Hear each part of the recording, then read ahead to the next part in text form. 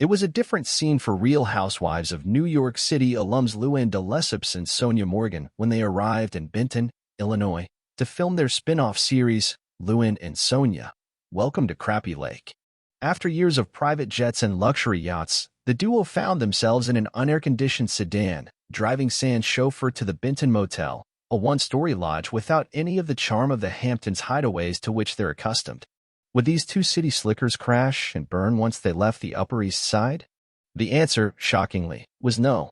The Lesseps and Morgan started to fit right in within days, engaging in all kinds of activities you absolutely can't do in Manhattan: mudding, off-roading in a mini monster truck, bull-testicle eating, what it sounds like, and noodling, catfish hunting with your bare or possibly gloved hands. The surprisingly heartwarming Crappie Lake became an instant hit with fans and even critics, who don't normally pay much attention to Bravo's wares. New York Magazine called it the best show on Bravo in July. Time, meanwhile, hailed it as a captivating comedic masterpiece and a refreshingly conflict-free return to form. It's that last notion that seems to have proliferated across the Housewives universe of late, a welcome respite following a few years where the shows had turned relentlessly grim. After the coronavirus pandemic made filming extraordinarily complicated, some of the franchise's brightest stars were hit with serious legal allegations. Erika Jayne of Beverly Hills was accused of embezzling money from families of plane crash victims. She's in the clear for now. While Salt Lake City's Jen Shah was arrested for wire fraud, she's in jail for the next 6 years. Housewives has always trafficked in these women's woes. See any number of messy divorces and Teresa Giudice's 2012 prison stint. But to many fans, these developments felt different. Ripping off the IRS is one thing, but allegedly scamming retirees and plane crash victims is quite another. Some of our shows have gotten very dark in the past few seasons, and it's not that surprising, says Sevan Kavusoglu, Senior Vice President of Unscripted Content at NBC Universal. These dynamics have been going on for 15, 16, 17 seasons. It's good to counter that with some Crappie Lake silliness. Across the Housewives board, much of the action has gotten a lot more low stakes. During Roni's first season with an all-new cast, the biggest blow-ups involved a prank were gone wrong and the question of whether it's weird to serve a cheese plate at a house party.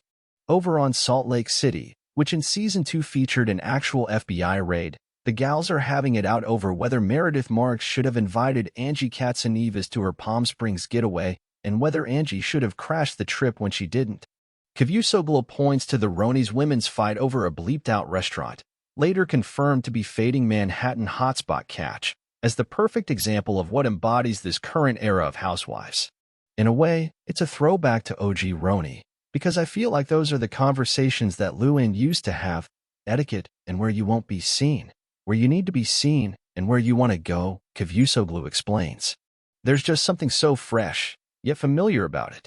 The Roni revival represents one of the biggest swings Bravo has taken in years. After a lackluster Season 13 that was so poorly received it didn't even get a reunion, a depressing Housewives first, the network decided to wipe the slate clean and reboot the franchise in another first.